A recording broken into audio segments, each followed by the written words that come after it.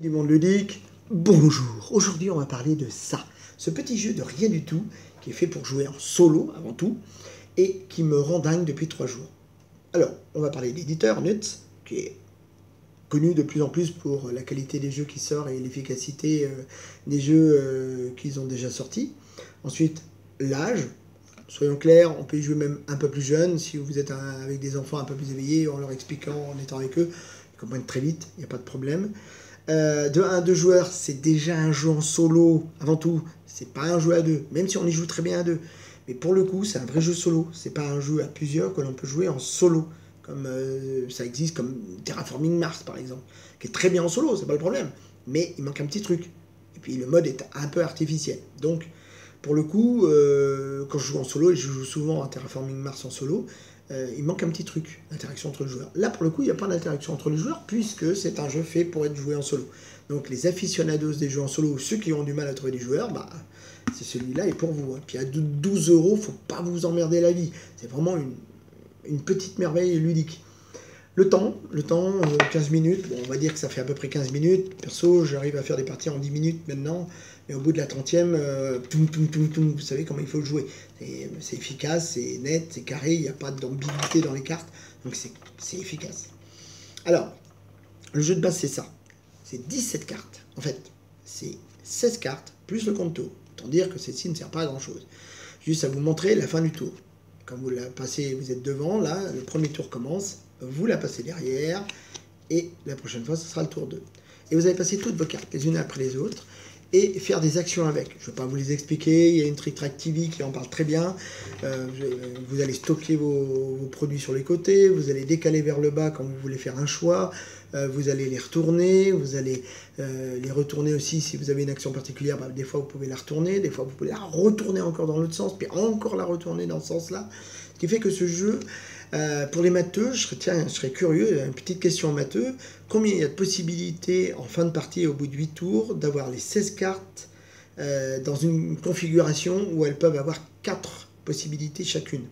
Je vous laisse chercher, vous allez voir que ça va être assez phénoménal. Donc c'est un jeu qui se renouvelle. Je ne dis pas que le jeu va se renouveler éternellement parce qu'on n'a que 16 cartes. Raison pour laquelle il y a des petites extensions en plus qui permettent de bonne rejouabilité. Mais je pense qu'avant de m'en lasser, il va se passer beaucoup de temps. Parce que si les premiers tours, vous avez les cartes qui sont rangées d'une certaine façon, aléatoirement, et que vous ne savez pas comment elles sont faites, donc le premier tour, vous allez juste subir. Mais vous allez anticiper aussi, puisque vous savez quelles sont les cartes qui vont arriver plus tard. Et qu'au fur et à mesure de la partie, vous allez vous démerder pour que les cartes, elles aient une situation de production par rapport à celles qui vont arriver. C'est un jeu de mémoire, vous allez être obligé de vous rappeler à peu près où se trouve le campement, enfin les logements, où se trouvent les temples, où se trouvent les cartes qui rapportent des points. Et en fonction de ça, vous allez vous dire, attends, il faut que je garde ça pour que plus tard, je puisse fabriquer ça qui me donne la possibilité de faire ça, etc. Donc autant on va dire le premier et deuxième tour vous sert à mettre en place la mémoire du jeu, autant avec les coups qui vont suivre après, vous allez faire en sorte de vraiment de rationaliser au maximum les cartes que vous avez et leur positionnement dans le jeu. C'est juste addictif. Vous commencez à faire une partie, vous arrêtez pas, quoi. Vous dites, mais bon, je peux faire mieux, parce que déjà, le but, c'est de faire le plus de points.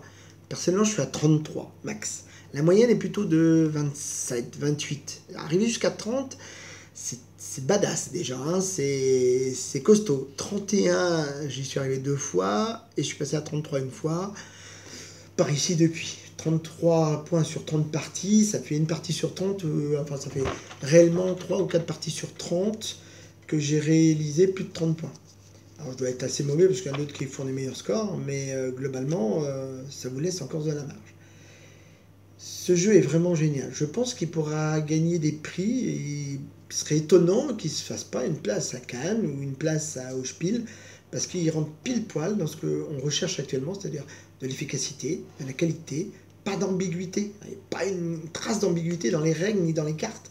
Vous pouvez jouer, vous vous tromperez parce que vous allez mal comprendre les règles au début, ça a été mon cas, sur un petit détail. Mais réellement, quand vous avez compris les règles correctement et bien lu les règles et bien joué 2-3 parties pour que ça rentre dans votre tête, c'est nickel, ça marche du tonnerre. Donc moi je dis ça, c'est du génie, c'est du pur génie. Et je serais d'avis que ce jeu soit en bonne place pour certains prix. Voilà. Et j'espère qu'il y aura des suites ou des cartes, ou enfin des jeux de cartes un peu sur le même modèle, parce qu'il y a plein de thèmes à développer sur le truc. Et croyez-moi, il y a de quoi faire. Rien qu'à réfléchir au truc, déjà, on se dit... il y a des thèmes. Vous imaginez un thème sur Cthulhu avec ça? On combat Cthulhu avec des cartes comme ça qu'on tournerait dans tous les sens. On mettrait d'un côté, on mettrait de l'autre, on pousserait vers le haut, il y a plein d'idées, hein. Les auteurs en herbe, là, cherchez à voir des idées avec ce concept. Je suis sûr qu'il y a plein de trucs à trouver. Enfin bref, c'était mon coup de cœur de l'été, et j'ai pas fini d'y jouer, je vais y retourner de suite. Et je vous dis à la revoyure, et amusez-vous bien.